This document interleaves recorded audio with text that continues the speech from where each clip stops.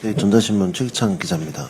혹시 좀 추진하거나 통과시켰던 법안들 중에 좀 가장 의미가 있었던 법안은 좀 어떤 건지 좀 궁금합니다. 의미 있는 법안을 거의 통과시키지 못했죠. 그렇죠. 어마어마한 거부권이 좀 행사가 많이 됐는데, 일단은 거부권 중에서는 윤석열과 김건희의 비리, 그 다음에 잘못을 덮기 위해서 특검법 전체가 지금 사실은 거부되지 않았습니까? 뭐 최혜병 특검법, 김건희 특검법 이런 것들은 거의 3번씩이나 그렇게 되었는데요. 그나마 통과된 것을 이렇게 보게 되면 많지는 않은데, 우리 이태원 참사와 관련된 그 특별법은 우리가 합의해서 통과를 좀 시켰던 부분이 있고요. 그 다음에 저는 그래도 가장 통과시켰던 건 뭐냐면 윤석열 탄핵안 아니었나 이렇게 생각이 됩니다. 12월 7일에 이어서 12월 14일 그때 생각하면 기적이라고 생각이 되어요. 12월 3일 날 계엄이 일어나고 4일 날 1시 1분에 계엄 해제가 되지 않았습니까? 그리고 바로 7일 날 탄핵안을 올렸는데 투표가 불성립이 됐어요. 그때 국민의힘 우리 의원들 입법부의 일환으로 들어와 달라고 108명의 의원들의 이름을 한 명 한 명 국민과 함께 울면서 호소했지만 투표가 불성립되고 14일 날 윤석열 대통령 탄핵안 그것이 기적같이 이루어졌죠. 12월 14일이 안 되면 12월 21일도, 12월 21일이 안 되면 12월 28일도 하겠다라고 하는 굳은 각오를 가지고 있었는데요.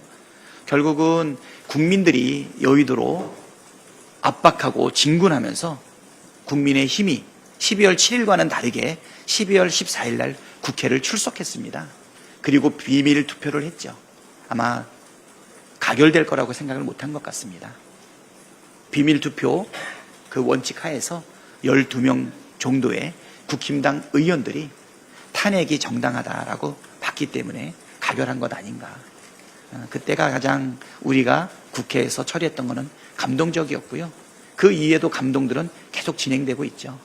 4월 4일 헌법재판소의 판결은 그것도 감동적이었죠. 그리고 또 5월 15일로 예정되었었던 공선법 2차 재판도 그 이후로 미뤄진 이런 모든 것들이 결국은 정치는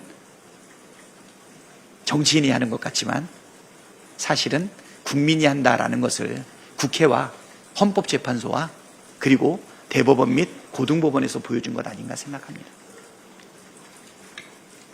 네, 또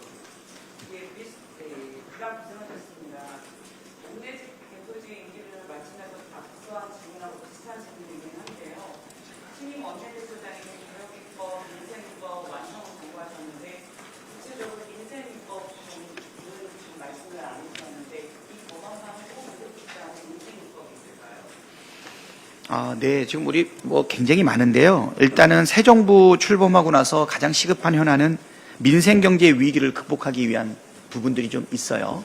그래서 지금은 추경 지금 준비하고 있고요.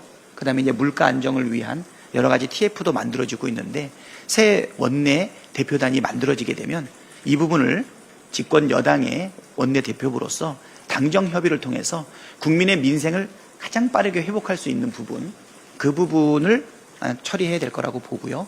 그다음에 이제 두 번째는 지금 주가지수 5천 시대를 만들겠다라고 얘기하고 있는데 지금 매일매일 사실 주가가 갱신되고 있죠.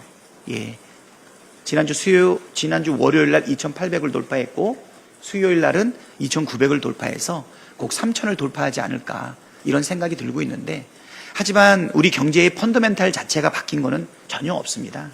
경제의 기대 심리가 좀 많이 반영되고 있는 것이죠. 이재명 대통령께서 말씀하셨던 여러 가지 정책 제안들이 현실화될 가능성이 높다. 그래서 과거의 어려움이 극복될 거라고 하는 기대가 반영이 되지 않았습니까? 그래서 이거를 분명히 제도적으로 뒷받침을 해야 된다고 보고요. 그래서 오랫동안 준비해왔던 시장의 신뢰를 높이기 위한 방법 중에 하나가 상법 개정안이 있는데요.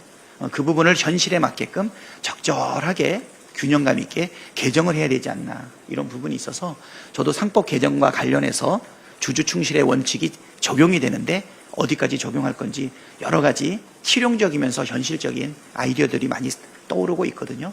뭐 그런 부분들 쭉 반영해야 되지 않을까 이렇게 생각이 됩니다. 민생 관련 법안들이 많이 있는데요. 하나하나 이제는 여당의 입장으로 바로 집행할 수 있는